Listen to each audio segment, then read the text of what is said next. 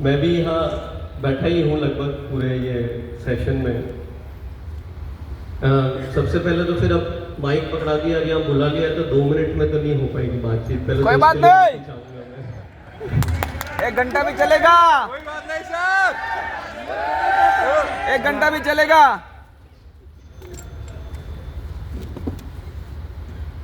मैं थोड़ा फिर खुल के टाइम ले लूँ फिर अगर यस, कैसा लग रहा है आपको?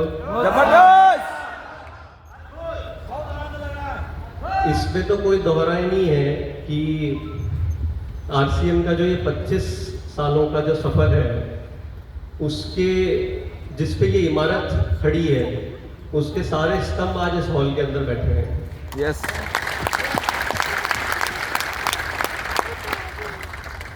सर भले ही कह रहे थे समझदार चले गए, लेकिन मैं ये बोलूंगा कि समझदार सीधी-सीधी बैठे। बात है कि समझदार अभी बैठे हैं, क्योंकि एक एक क्षण एक एक बात बहुत कीमती थी, एक एक मोती की तरह थी वो सारी बात। मैं खाली कोशिश करता हूँ मेरी बात को शॉर्ट में फिर रख पाऊँ, अगर अब मुझे बुलाया है तो। यहाँ बैठा हुआ 2 दिन से मैं ये सोच रहा हूँ कि मैं 40 का होने वाला हूँ, और मुझे बचपन से जिस तरीके से बड़ा मैं हुआ हूँ पापा के और मम्मी के छत्र छाया में, तो हमें बहुत पहले जब छोटा था तब लेकर के गए थे एक ब्रह्मा कुमारी, अगर आपने नाम सुना हो तो वो Yes. कुछ उस संस्था से जुड़े, कुछ वहाँ प्रोग्राम था, वहाँ लेकर के गए, तो वहाँ से मुझे उनके साथ में मिल करके, और मुझे ये उस समय एक बात समझ में आई कि अपन ये जो ये मान रहे हैं ये कुछ नहीं है, ये शरीर है खाली, अपनी एक चेतना है, अपनी सोल है। वहाँ पे उस समय पे वो बात समझ में आ गई थी, लेकिन बहुत बड़े हुए तब उस पर रियल में एहसास हुआ, वो आरसीएम में आने के बाद हुआ। पढ़ाई करी और सब कुछ कंप्लीट किया तब तक नहीं समझ में आई थी, लेकिन आरसीएम में जुड़ने के बाद जब इस पे लगातार काम होता रहा तब ये बात समझ में आई। उसके बाद आरसीएम की ही इस जर्नी में ये समझ में आया कि जब ये अक्सर हम सब ये सवाल पूछते हैं कि हम आए क्यों है धरती पे, सर ने सब कुछ सिखा दिया है। मैं माफी चाहूंगा शायद कोई बात रिपीट कर रहा हूं, लेकिन इसको आज एक पक्का स्टैम्प जरूर अपन लगा करके पूरी बात को समझ सकते हैं कि हम ये हर एक व्यक्ति के माइंड में ये सवाल होता है कि हम ये धरती पे क्यों आए हैं, हमारे इस जीवन का लक्ष्य क्या है। तो मैंने ये आरसीएम की यात्रा में सर के साथ में, सर के सानिध्य में ये सीखा कि ये जो हमारी ये जो भी कुछ हो रहा है हमारे चारों तरफ, हम जैसे अभी हमने क्या सीखा 2 दिन में कि हम सिर्फ निमित्त मात्र हैं, हम कुछ कर नहीं रहे हैं, ये सब कुछ ऊपर वाला हो रहा है। हम अगर ऐसा समझ रहे हैं कि हम कुछ कर रहे हैं तो हमसे बड़ा मूर्ख इस दुनिया में कोई नहीं है, बराबर है ना? यस तो अगर हम कुछ नहीं कर रहे हैं, सब कुछ हो रहा है, तो कनेक्शन कहाँ से है? ईश्वर से। कहाँ से? परमात्मा से है, और वो हमारी इस आत्मा का कनेक्शन है कि नहीं है? है। यस, ये बात एहसास और इसको महसूस कीजिएगा। जो इतनी बार बार किसी को ये भी मन में ख्याल आ रहा होगा बार बार क्या कर रहे हैं, बार बार आंख बंद करा देते हैं, लेकिन मैं आपको बताता हूं कि मैं रोज नियम से ये मुलाकात परमात्मा से रोज करता हूं कि मेरे माता पिता और ये सब हम सब ये नाटक है, असली में तो कनेक्शन वहां से जुड़ा है, वहां से हो रहा है। ये बात की अनुभूति मैं बहुत बहुत धन्यवाद करता हूं कि हो गई थी।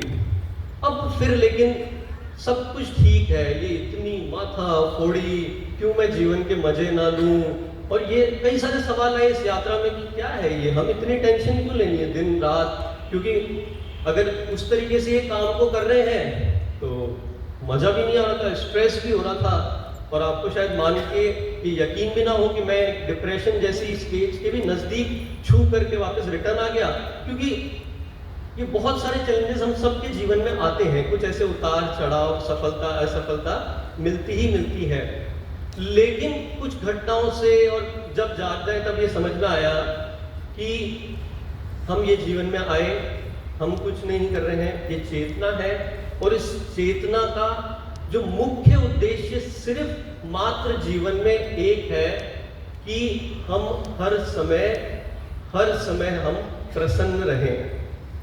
सिर्फ एकमात्र काम हमारे पास, इतनी देर से क्या हो रहा है? मुस्कुराइए, मुस्कुराइए, मुस्कुराइए, खुश रहिए, यही एकमात्र काम हमारे पास में है।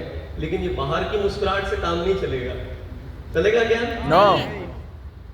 अंदर की मुस्कुराहट के लिए ये समझ में आया कि अगर अंदर की मुस्कुराहट चाहिए, और वो लाइफ में तब आती है, ये बात समझ में आई कि जिस दिन आप सोचते हो ना, छोटी छोटी खुशी, ये मिल जाए तो खुश हो जाऊंगा, वो मिल जाए तो खुश हो जाऊंगा, ऐसा हो जाएगा तो खुश हो जाऊंगा, ये सब कुछ नहीं है, ये सब टेम्परेरी है, कुछ नहीं है। रियल आप ग्रंथ उठा लीजिएगा, आप इसके बारे में खूब स्टडी कर लीजिएगा, जितना चाहो उतना इस मेरी बात को पुष्टि कर लीजिएगा।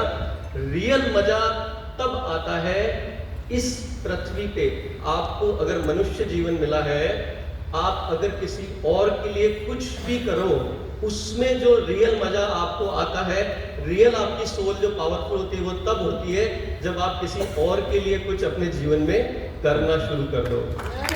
यस। आपने दे दिया ना अंदर से ऐसी फीलिंग, अब भगवान मेरा भला कर देगा, क्योंकि मैंने दान दिया, इसका भला किया। भला किया। सोचिए क्या 2 रुपए में अपन भला खरीद रहे हैं।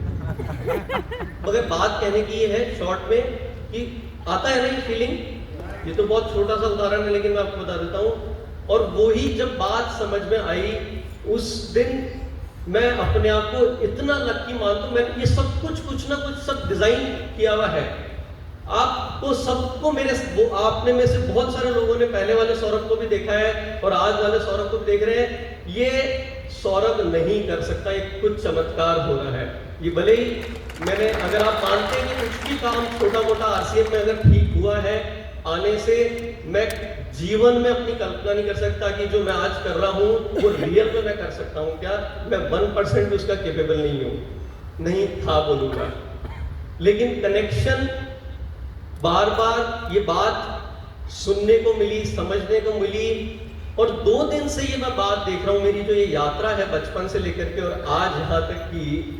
और जो बड़े मजे की एक बात है कि मैं ये बोलूंगा कि मैं अकेला इस मामले में लकी नहीं हूँ।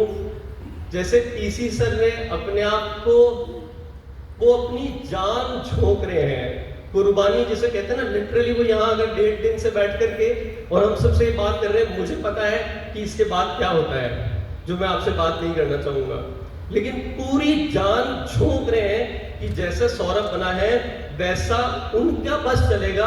पृथ्वी पे जितने लोगों को, वो हिंदुस्तान तक सीमित नहीं रहने वाली ये बात, प्रोडक्ट सेल करना उद्देश्य नहीं है, लेकिन पृथ्वी के एक एक व्यक्ति तक, जहां तक उसके जीवन में उसको उद्देश्य मिल जाए और उसको अपने जीवन की खुशियां मिल जाए, सिर्फ उतना सा ऑब्जेक्टिव है।